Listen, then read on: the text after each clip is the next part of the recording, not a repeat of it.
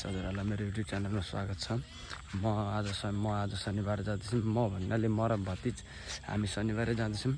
शनिबारे मासु लिन जाँदैछौँ। हामी अब घरमा धेरै नभने अलिअलि काम गरेको थियौँ। गमला फुलहरू रोप्नुलाई, गमलाहरू राख्नुलाई यसो अलिअलि काम गरेको थियौँ। अनि शनिबारै जाँदैछौँ।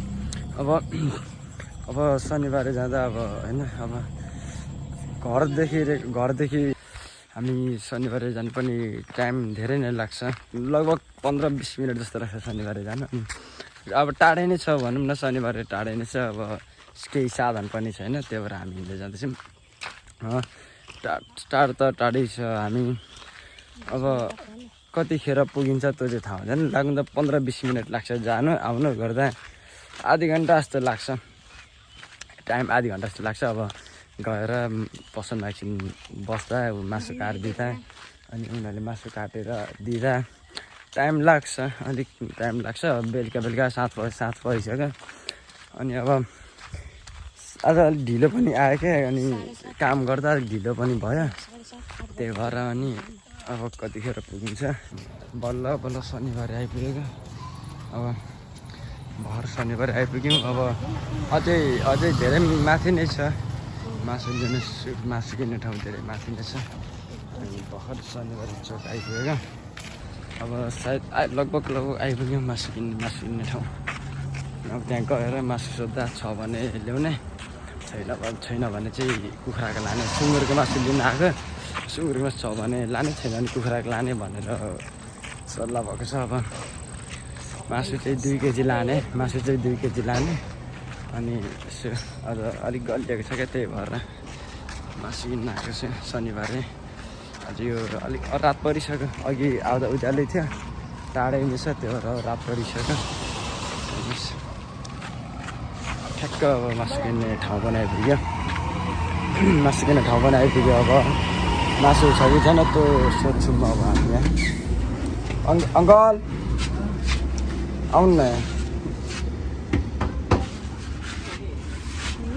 सुँगुरको मासु, रागाको मासु पाइने रहेछ। सुँगुरको रागा मासु पाइने रहेछ। सुँगुरको मासु देख्नुहुँदैछ, 2 केजी लाने देख्नुहुँदैछ मासु चाहिँ। मासु किनेर फर्क्यौँ होइन, मासु चाहिँ लगिरहेको छौँ हामीले। 2 किलो लाँदैछौँ। अनि अब लगेर पकाएर खाने लाँदैछौँ मासु। भर्खर हिँडेको। अब अझै त्यहाँ कुखुराको किन्न बाँकी छ। सबै फेरि हाम्रो चाहिँ होइन, फेरि यसो भाइहरूको हाम्रो 2 घरको हो यो मासु चाहिँ, 2 घरको, हाम्रो मात्र होइन। अब हेरौँ त्यहाँ कुखुराको लानुपर्ने छ। पसल खुल्ला छ कि छैन कुखुराको चाहिँ होइन। हजुर खुल्लै रहेछ, पसल चाहिँ खुल्लै रहेछ। अब त्यहाँ गएर अब कसरी किलो छ सोधेर लानु।